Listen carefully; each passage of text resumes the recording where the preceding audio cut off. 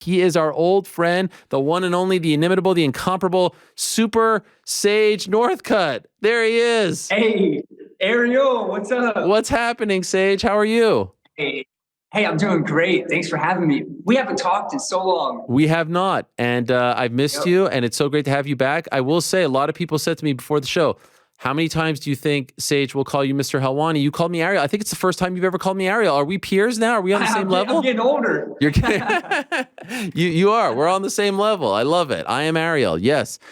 So great to see you with a beard as well. Look at you. You are getting older. Oh, no, I got a little scruff. Not too much, but it's great. Yep. You look fantastic. You're older. You're married. Do you have kids now? Like, what's going on?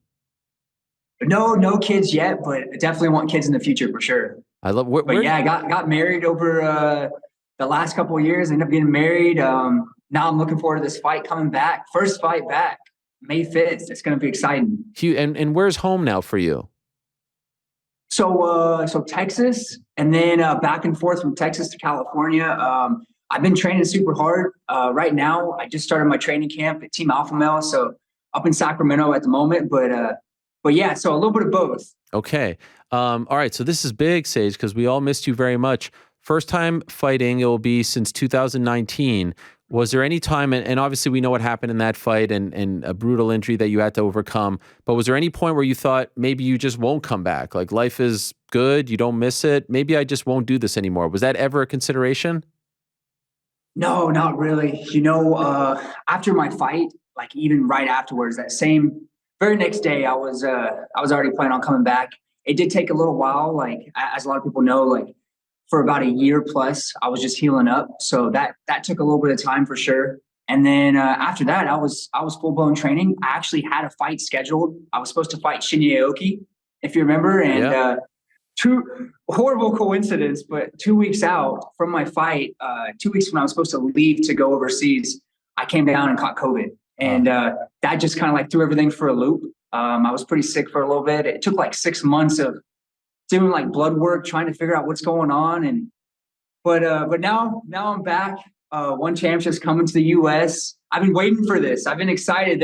They've been talking about them coming to the U.S. for a while. So it's just super exciting. The first U.S. card. So the COVID battle was 6 months long. Like it was a bad one, because sometimes there's people, you hear people. I had it. It was relatively easy for me, knock on wood. But I've heard some bad cases. Right. What was it? What was it like for you? Tell us. Yeah, it was super weird. So I caught COVID, being about 3 weeks out from actually flying out for my fight overseas. I caught it, and I was like, didn't even know for the first couple of days. I kept trying to train through, started getting run down, ended up testing positive for COVID. And I was like, man, I'm just about 2 weeks out from flying out overseas to fight. So I was trying to like work around that. And I think trying to do that just ran myself down pretty bad. Then I had to sit at home, and that was the hardest thing, sitting still, not doing anything. So I think that's what really got me, being so active all the time, just sitting around for several days, not doing anything whatsoever, feeling super sick. I ended up getting like a blood clot, and that took a little bit of time, blood thinners, trying to make that go away.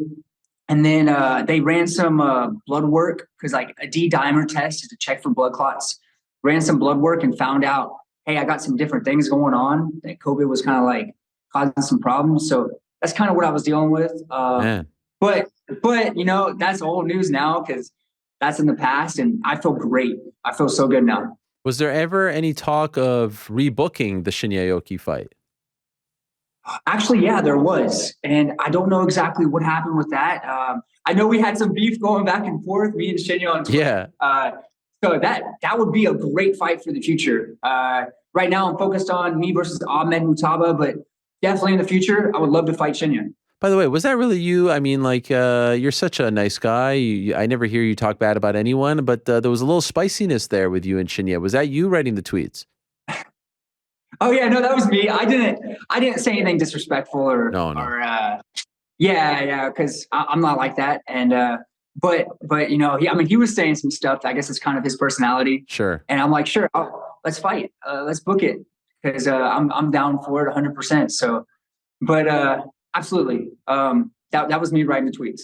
Okay, and so I remember we spoke. The last time we spoke was about 2 years ago or so. when the Right. fight with Shinya was just announced, and then of course now you tell us, why it didn't happen, but that was still 2 years ago. And then the 6 months, how come it's taken so long to get you back in there?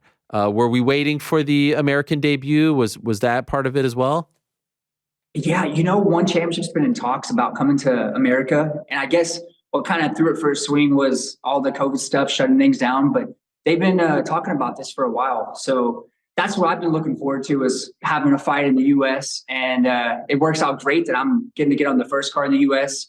Got incredible fighters, like the main event with Demetrius Johnson from the U.S. That's going to be phenomenal, and I believe right now it's just the main event and then my fight announced, but I heard there's going to be like a little teaser. There's going to be possibly 4 different styles of martial arts. So possibly it's going to be kickboxing, Muay Thai, maybe Jiu-jitsu also, like submission grappling, and MMA. So that's going to be insane. I think that's got to be the first for the U.S. for sure. Yes, that is very interesting. And do you know, will it be one rules?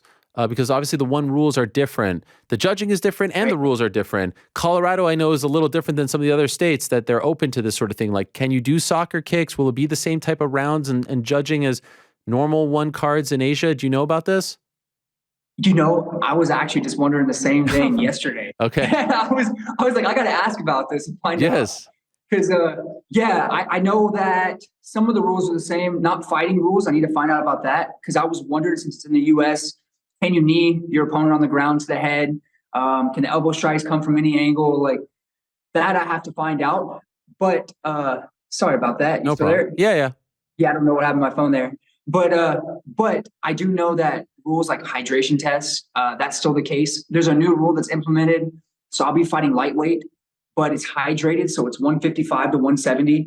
But I believe after you walk out of the circle, right after your fight, you have to have another weigh-in.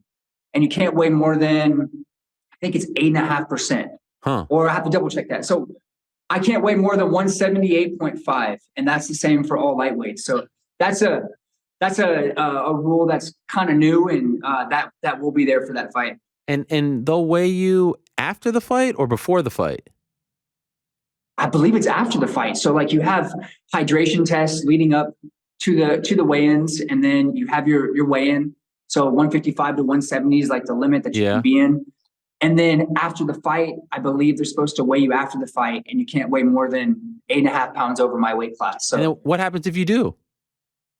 I got to find that out too.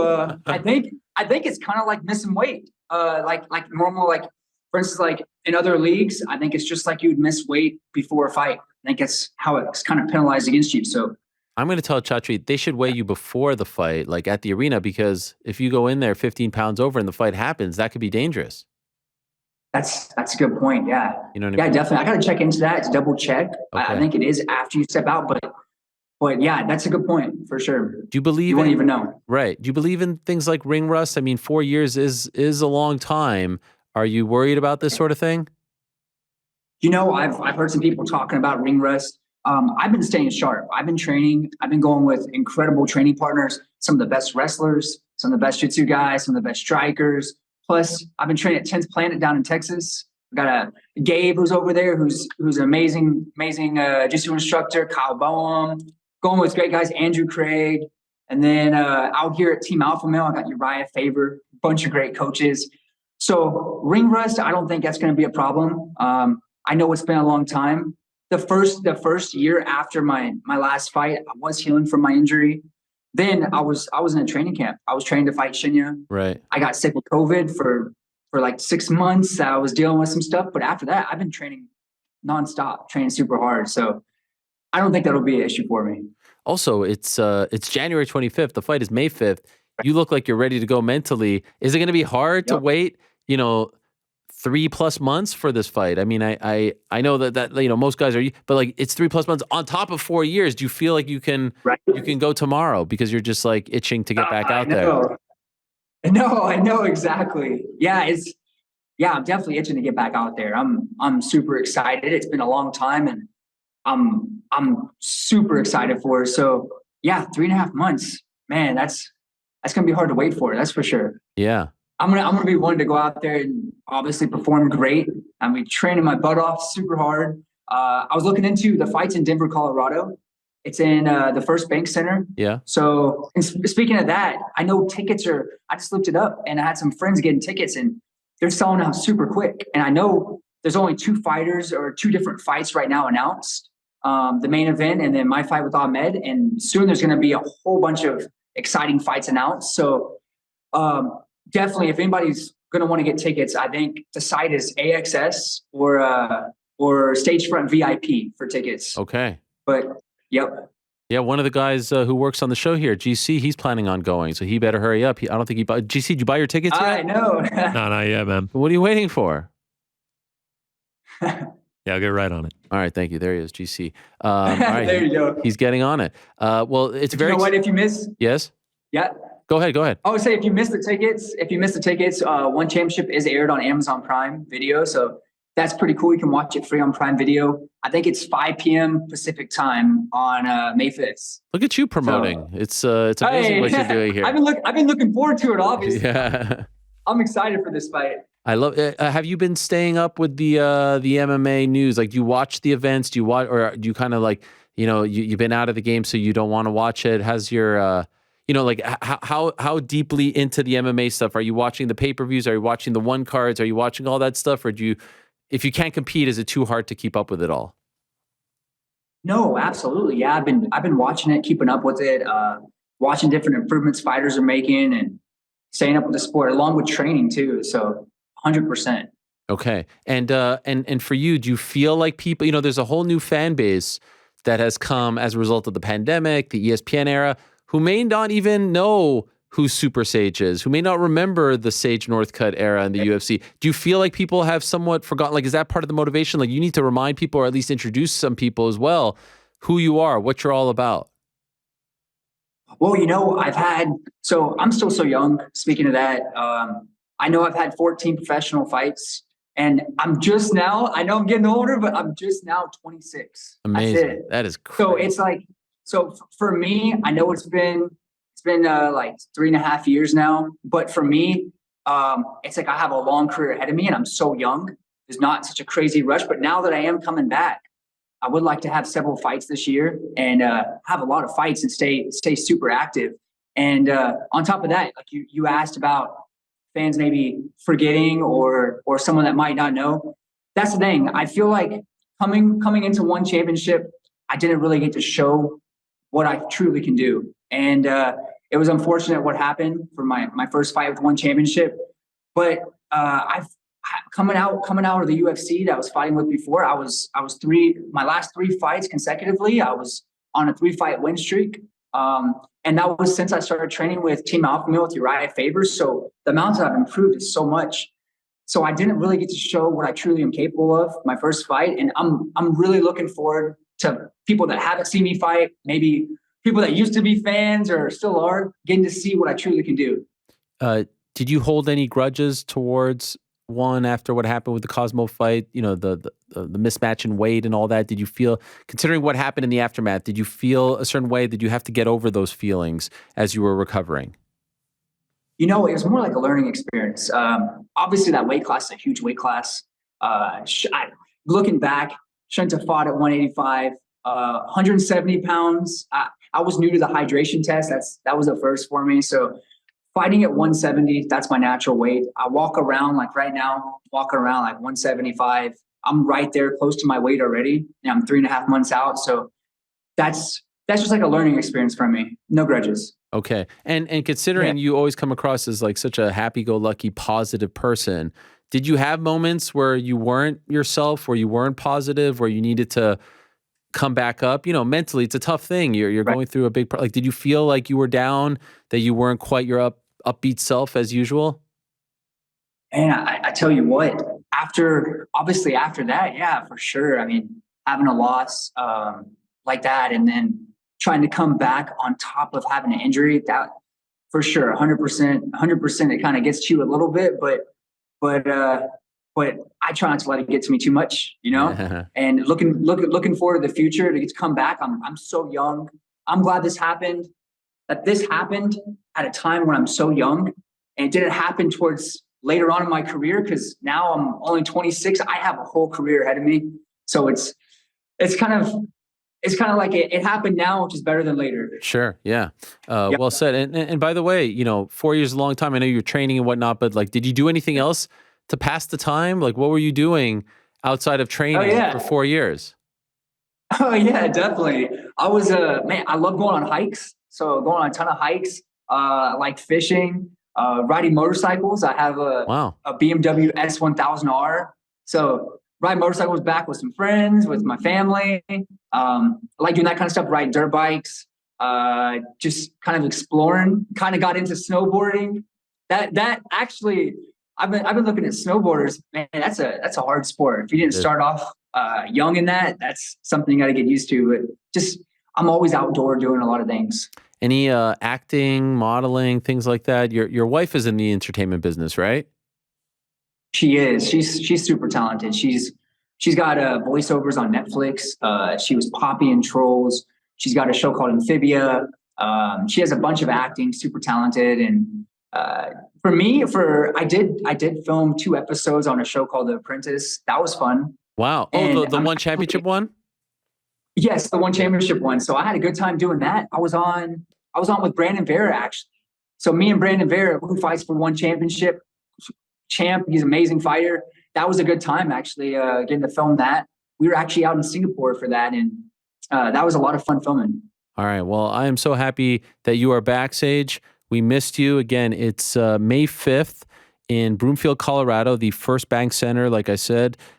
Tickets going very quickly. So if you want to go there, if you're one of those people that are on the fence, snatch them up. Demetrius Johnson versus Adriano Moraes 3 going down as the main event. And Sage Northcutt against Ahmed Mushtaba. I believe I'm pronouncing that correctly. Yeah? Mushtaba?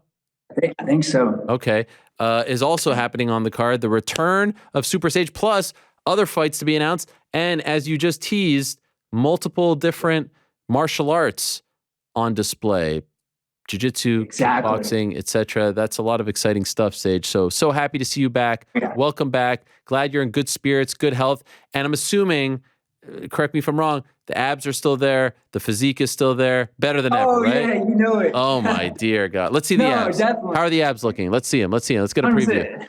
Oh, look at that. Oh, I've always got the abs. I just ate, you can't even imagine. I just ate the biggest chicken sandwich just now too, right before hopping on, like 5 minutes before. Chicken sandwich, ran down the stairs, was like, it's time. I love it. And nothing fake about those abs, right? No liposuction over there. I mean, that's 100% real. No way. I love it. No way. I love it. You're the man, Sage. All the best to you. Say hello to your family. Right. Welcome back. All right. Hey, thank you so much. All right, there he is. The one and only Sage Northcutt. Super. I mean, how good is Super Sage, right? Amazing. Right? Did I tell you? I said to Frank before the show, you're going to love Super Sage. Texas boy as well.